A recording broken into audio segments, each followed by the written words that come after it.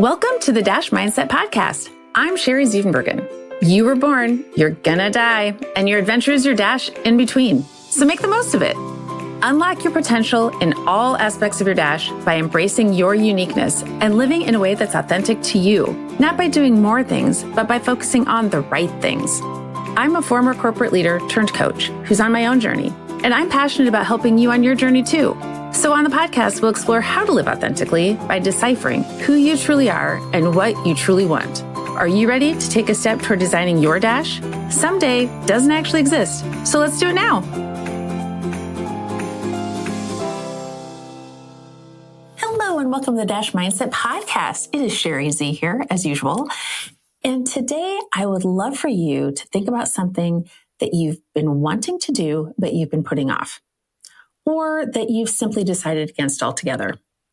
It's something that maybe has been nagging you here and there, and you think, oh, that thing sounds like it would be great, but you just don't know how, and you can't get your head around the how. So your brain might be rationalizing, I'm too young, I'm too old, I'm too busy, I'm too whatever, because that's what our brains do. But ultimately, it's just a matter of getting your head around the how, which you haven't done, right? It's something we all do all the time. When we don't know the how, it can stop us in our tracks. And I know this is something that has stopped me in my tracks several times. And I suspect it has stopped you too. Because as humans, we like certainty, although we really never actually have it. We like to think we do. And when we don't have the full picture, when we don't have all the details, we don't know all the steps, we just can't get our head around it. And the thought of figuring it all out can be overwhelming. So today, I'm sharing an experience that made me think about this. And the experience is our hike to the tiger's nest on our recent trip to Bhutan. So in episode 36, I shared an overview of our trip to Bhutan overall. And I won't get into all the details again here. That's not the point of this, but just to give you some context, we went on a surprise trip to Bhutan. We did not know where we were going. We knew we were going on a trip. Okay. So it was a surprise trip. We knew we were going on a trip. We knew when we were going. We were leaving it in the hands of the amazing Derek/Wandering Earl, our tour guide, to let us know. So we knew we were going somewhere. We first went to Bangladesh. Then we ended up in Bhutan. Okay, so this amazing place. Generally, when we travel, I will buy a guide of some sort for the country. This time I didn't, because I didn't know where the heck we were going until a couple days before, and only knew about the Bangladesh part. Had no idea about the Bhutan part until the day before we left for Bhutan when Derek/Wandering Earl made the announcement. So there's a little bit of context. You can listen to episode 36 if you want more. But basically, we're in Bhutan. Okay. And Derek, as he did throughout the entire trip, told us what our plans were each day, the day of an adventure, or sometimes the night before an adventure, because it was a surprise trip. So everything about it was really just a series of surprises, which was amazing. So we found out we were going on this trek to the tiger's nest, just like all the other adventures, the night before. We're at dinner the night before, and he says, tomorrow we're going to be going to the tiger's nest. Didn't give us all the details. What he did share, though, was what the heck the tiger's nest even was. I had done no research on Bhutan because I had no idea we were going to Bhutan prior to the trip. So I didn't even know what the heck the tiger's nest was. The people who were in the group who did know were, clearly excited. And I thought, okay, yeah, he's not going to take us anywhere that's not some amazing, off-field adventure. So I was excited too. So he says we're going to the tiger's nest. And what he shares is that it consists of 8 400-year-old Buddhist cave temples that are built into the top of a mountain. Okay, so clearly, I have seen pictures of these monasteries built into mountains. And I've always thought, oh, what an amazing adventure that would be to go. Okay. I did not know anything other than what he was sharing about it, that it was built into the side of a mountain. I knew it was going to be super cool, right? And so this is what he shares. They're 10,000 feet above the valley. And he shares the only way to get there is by walking the entire way from the parking lot up to the temples, or you could take a mule halfway and then walk the second half. Either way, we would be walking a lot. And so he strongly suggested that we wear comfortable clothes and shoes, clearly. And he said it would take 3 to 8 hours. So pretty big range there. So, the group was allowing ourselves about 9 just to make sure we weren't putting any pressure on ourselves. So we leave dinner. I'm so excited. I look online to see what the heck this place even was and to get some sense of what it was in my mind.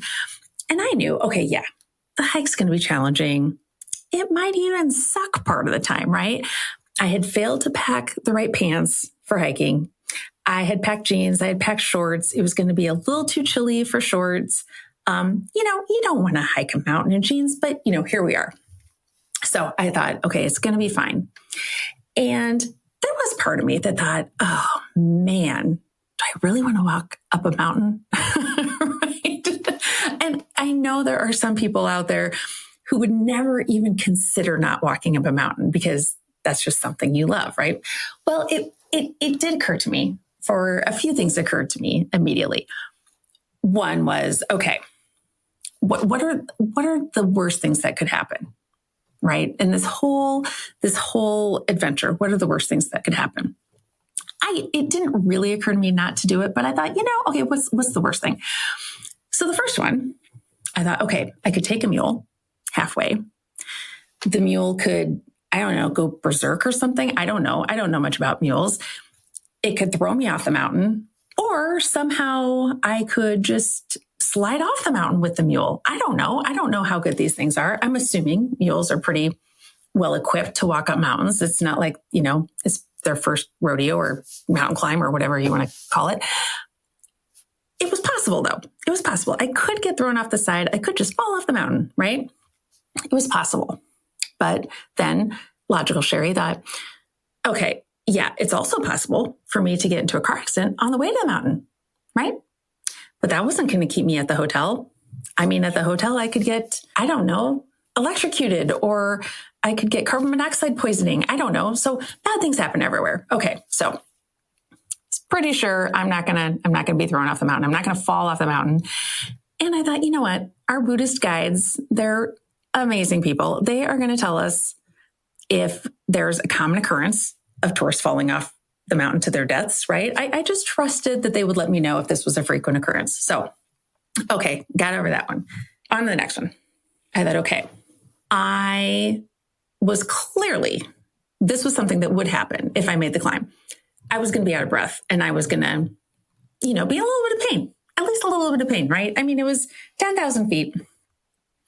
It wasn't going to just be, I wasn't going to be jogging up the mountain or certainly sprinting. I knew that.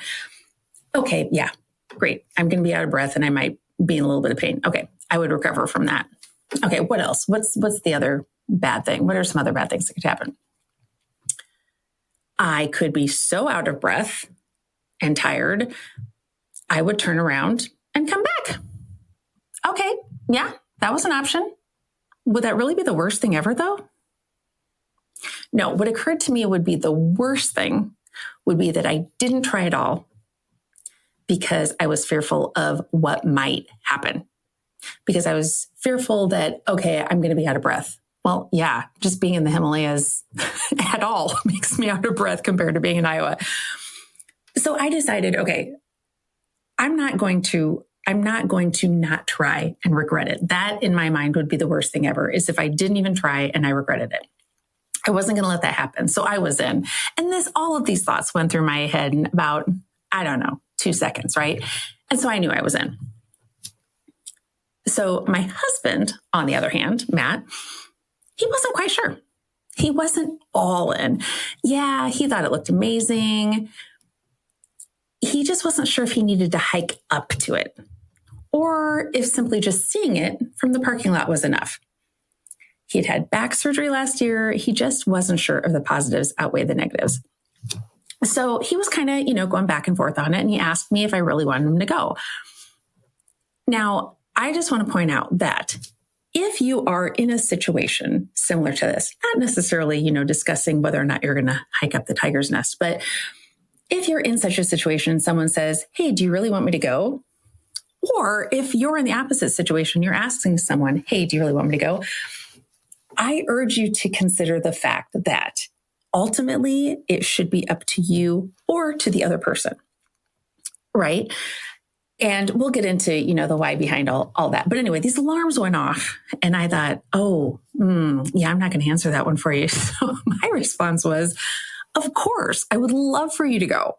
If you really want to go, I'm telling my husband, if you really want to go, I would love for you to go. I would love for, to have this experience with you, but it is up to you to ultimately make this decision. And I did say, hey, the worst thing that could happen is, okay, what we went through, you could get thrown off the mountain. You could fall off the mountain. You could be in pain, right? And you could be in so much pain, you could turn around and come back, or you could regret never having tried. So he really wasn't sure. And he went through all of those possibilities in his head too. He just was at the point where he thought, well, would I really have a huge regret if I didn't try? Because he was at a very different place than I was. He has curiosity and adventure as two of his values as well. But his curiosity and adventure are different than mine. He wants to read everything at museums. I don't. I just kind of want to go to the museum, check it out. However, when it comes to climbing up a mountain to see temples, I'm all in. That's my curiosity and adventure. So he was trying to figure out, okay, is it worth it for me? He just wasn't sure. And I said, okay, fine. I'm going to go. I would love for you to go if that's the decision you make and you decide you want to go. We'll just figure it out. So he decided he was going to decide the next day. Okay, great. So the next morning, our van takes us to the Tiger's Nest, which it's one of the most sacred sites in Bhutan. Okay. And it's just stunning. And so we're standing in the parking lot, looking up toward this tiny group of temples at the top of the mountain. Okay. We could barely see them. I understood, okay, this is where we're headed. Right.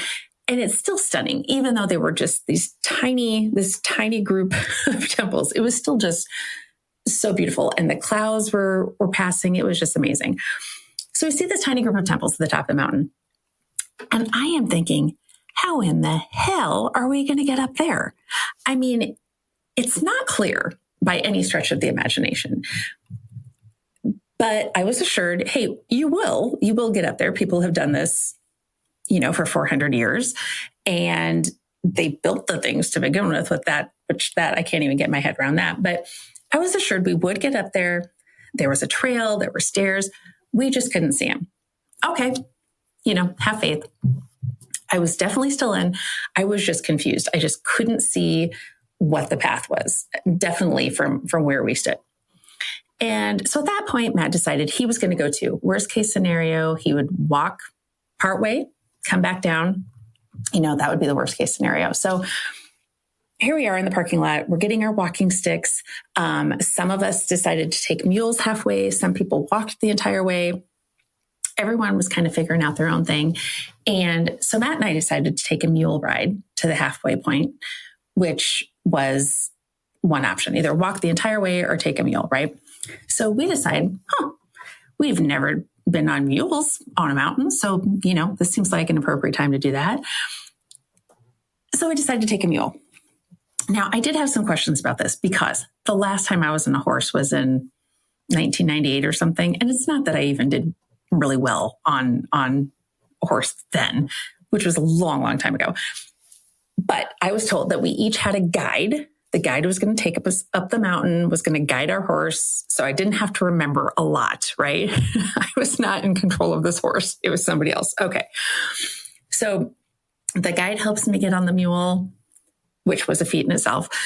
The guide tells me when to lean forward, when to lean back, all of which I was certain I was going to forget, until the time for me to choose one came. But I had the guide, so it was fine. And off we went. So here we are going up this amazing mountain to these just ridiculously incredible temples built into the side of the mountain. The views were insane, just stunning. There were times on the trip up, I'm riding this mule. I'm figuring out, okay, do I go forward? Do I go back? What do I do exactly? But my guide was there, and my guide was telling me, or she was motioning because she didn't speak a lot of English, move forward, move back, whatever. Okay. She had it figured out for me.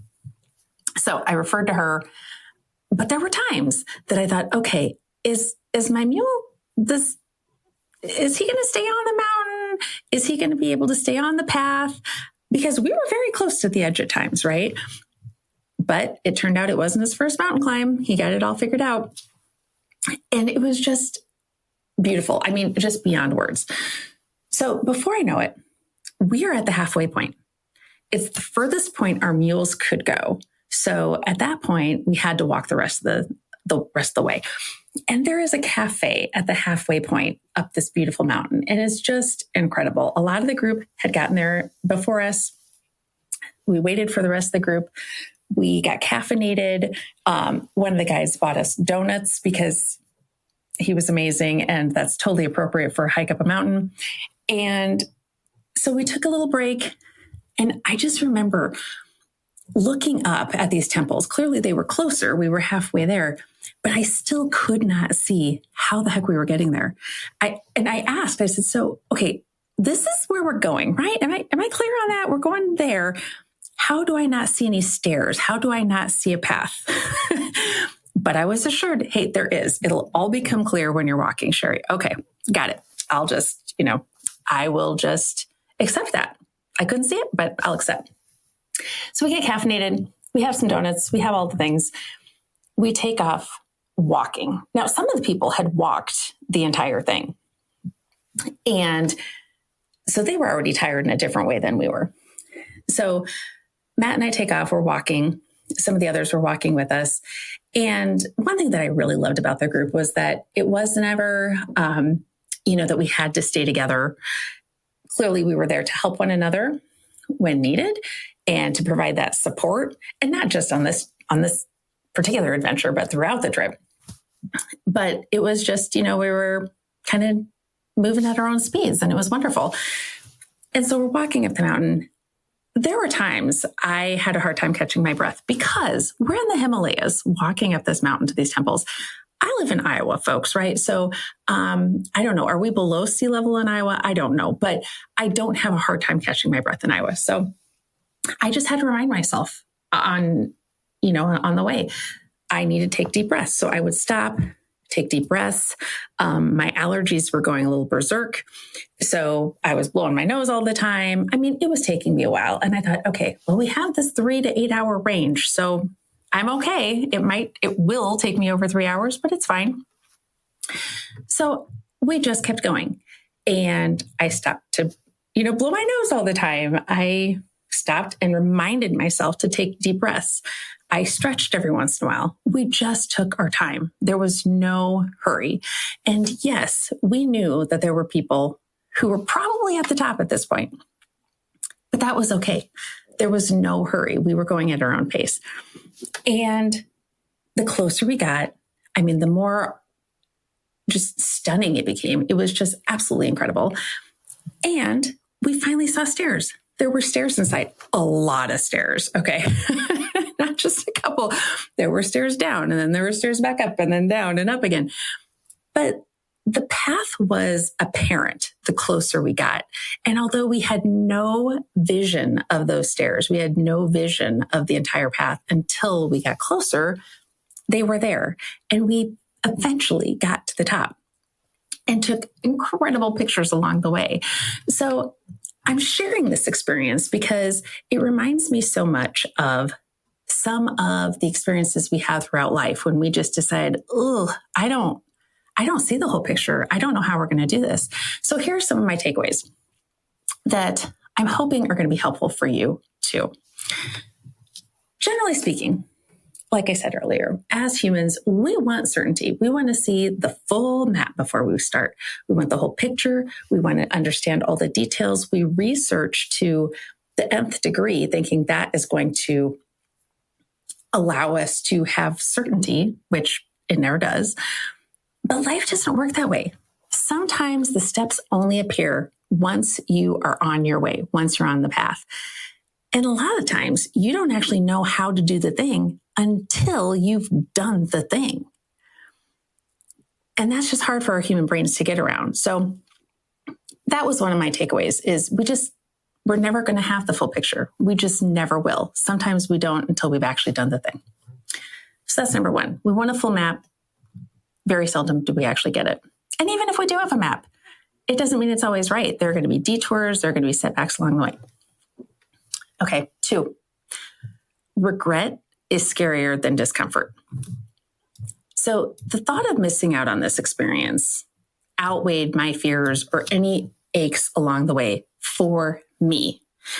There were a couple people in our group who didn't do the hike, and that was right for them. They had had some surgeries and they had had some pain throughout the trip, and they just knew due to their own circumstances, they weighed the regret of not going against the regret of going and potentially having excessive back pain the rest of the trip. They decided not to go, and they knew that was right for them. And they made the right decisions, right? We showed them all the pictures. They said, oh, yeah, good, I didn't do that. Now, with Matt, he was kind of, going back and forth. So I'll come back to Matt's situation. But regret for me was definitely going to be scarier than discomfort. And so that's something I encourage you to think about for you too. Whatever that thing is that you're postponing or you've just put off altogether, think about which is scarier, the discomfort or the regret. Okay, 3. Motivation looks different for everyone. So in a previous episode, I had talked to Eric Recker, and he had shared his adventure of going on the Snow Basin Challenge, or not going on it. He tackled, I guess I'll say, the Snow Basin Challenge, which is a 29,029-foot challenge, which is the equivalent of climbing up Mount Everest. Okay. So he went up and down Snow Basin 13 times, I think, within a 36-hour period. Now, that is something that is exhilarating for Eric. He might like climbing up to Tiger's Nest. In fact, I'm assuming he would, but he would be driven to do so for very different reasons. I was driven due to the curiosity and adventure that are just part of my DNA. And I knew it was an experience I wanted to have. Eric is driven more by being able to, but by his competitive nature, by testing his limits, pushing himself, seeing how far he can go. And that is right for Eric. I will never, ever in my life do the Snow Basin Challenge. And that's great for me. It's great for Eric that he does it, right?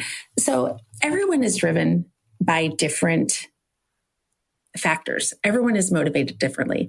So keep that in mind too. When you're thinking about that thing, because you should still be thinking about that thing. When you're thinking about that thing that you've put off or you've just said no to altogether, think about what is motivating you to not do it. And also what has motivated you for that thought to keep popping up in your mind. What even made you consider doing that thing to begin with, whether you knew the how or not? Okay. So generally, 1, we want a full map before we start. 2, regret is scarier than discomfort. 3, motivation is different for everyone. 4, comparison is unhelpful. No matter what our trek, no matter what path we're on that we can or cannot see, we generally compare ourselves, right? When you're on Instagram, Facebook, whatever, we are constantly comparing ourselves. The thing to remember is comparison is unhelpful. Generally speaking, it's unhelpful. And so when I think about our trek up Tiger's Nest, there were all kinds of people hiking to the temples. And I laughed here and there because there were little kids climbing up. There were adults with kids on their back. There were some elderly people. And there were times I laughed because I thought, oh my, I am quite a bit younger than that person. And she's just, hiking up that thing without stopping. But the thing I had to keep in mind, and I laughed about it for the most part, but the thing I had to keep in mind was that I don't live in the Himalayas. And a lot of those people are Bhutanese. They live in the Himalayas. They hike up mountains every day. They live in that environment and that altitude all the time. And it was especially funny to me because our Bhutanese drivers and our Bhutanese guides they do this trek all the time, right? When they take different tour groups up, and they are just constantly walking in the mountains. It's just part of what they do, is how they live life. So a lot of us in the group were laughing because our Bhutanese drivers and guides there were times we thought they were behind us, and then all of a sudden they'd be right there and they'd say, do you need water? Do you need anything? How you doing? And they would take pictures. I mean, they were like ninjas. We thought they were behind us. Then all of a sudden they were there. And then all of a sudden we could see them way ahead of us. And then again, they'd be there. It was insane. So we were comparing ourselves to them to some degree just because it was so funny, but they were there to offer us water. And, anytime we needed anything, they were there. I don't know how. And maybe they do have these magical ninja, abilities. I don't know. But if at any point I had compared myself and thought, oh my gosh, I am not going as fast as our guide, that would have just stopped me in my tracks. So that's the fourth thing. I think I'm on 4, right? That's the fourth thing. Comparison is unhelpful. Okay, the next one. Doing it or not doing it, whatever that it thing is for you, should not be dependent upon someone else. And I'm saying this because, my example here is Matt's indecisiveness. And it's not that he was necessarily indecisive, but Matt not knowing immediately whether or not he was going to go. So Matt did ultimately decide to go. But if he had decided against going, and I had said, oh, let me stay here with you as a result, I have zero doubt that I would have had some resentment at some point for him not going and for me deciding not to go too, which in the long run would not have benefited him in any way. It would not have benefited either one of us. So sure, maybe he would have enjoyed my company while everyone else was hiking, but that would have just been 3 hours of appreciation versus potentially a lifetime of resentment, right? So something to keep in mind, because oftentimes we think, oh, if this person decides against doing something, I should make the same decision because that would be helpful for that person. But think about if in the end it would actually help that person, and think about how helpful it is to you too, because everyone makes their decisions for various reasons. One of Matt's reasons for considering not going was because he had had back surgery. I hadn't had back surgery. And he was very, very encouraging that I go. I mean, I don't think that if I had said, oh, I won't go because you're not going, he wouldn't have let that happen. But there are people in our lives who would prefer that we don't do what they don't do, right? Because it's just more comfortable for them. And it's hard to see people doing different things. It's just not as comfortable for us. So that's my fourth point. Doing it or not doing it, whatever that it is for you, don't let it be dependent upon someone else's opinion or what someone else decides. My fifth point, support matters. So I could have made it up the mountain with zero support. I absolutely could have. I could have walked the whole way. I could have taken all my water. But having the guides there, those little ninjas that popped in and out offering water because somehow I ran out much sooner than I expected, having the mule, having someone guiding the mule, taking my tea break, these all made the journey that much more exciting and memorable all around. So don't be afraid to lean on others or to ask for help. Oftentimes, this is something I've done a lot in my past, is I think, okay, it'll be that much better if I figure it out on my own, whatever that it is. But when I've thought that, I don't know what I thought better would actually be, because generally things are going to be much better overall if and when we do get support, if and when we do ask for that help. That's what really makes things better. And if I had done the whole thing by myself, if I had not stopped for, caffeine, if I had not taken water from the guides, whatever that was, nothing would have actually been better. I would not have gotten a trophy at the top of the mountain. And the only thing that would have actually been different is it would have been less enjoyable for me. And I would have had less good memories of the whole experience overall. So I would love for you to keep those things in mind. One, we're never going to get a full map before we start. Sometimes we won't even actually know the entire path until we've done it. 2, regret is scarier than discomfort. 3, motivation looks different for everyone.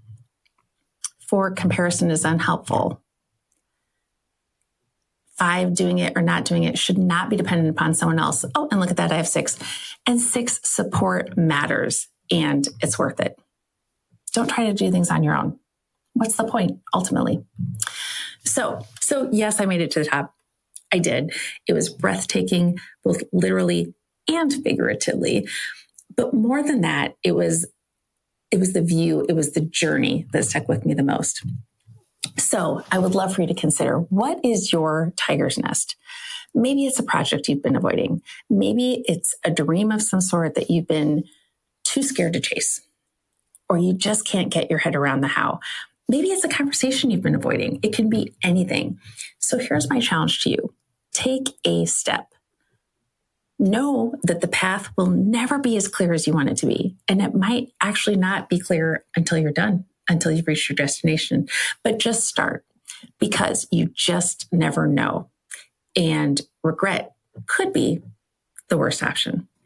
So thank you so much for listening today. If this episode has inspired you, I would love for you to share it with a friend. I would love for you to share a review. That is so helpful.